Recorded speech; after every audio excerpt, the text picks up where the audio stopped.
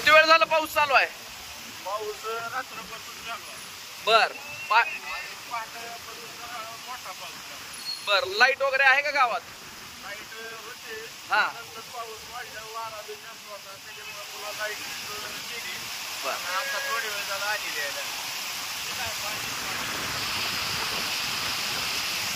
रात्री माझ्या माहितीला 12 पासून पाणी चालू झालं. रात्री 12 पासून पहाटे 4ला जास्त वाढलं.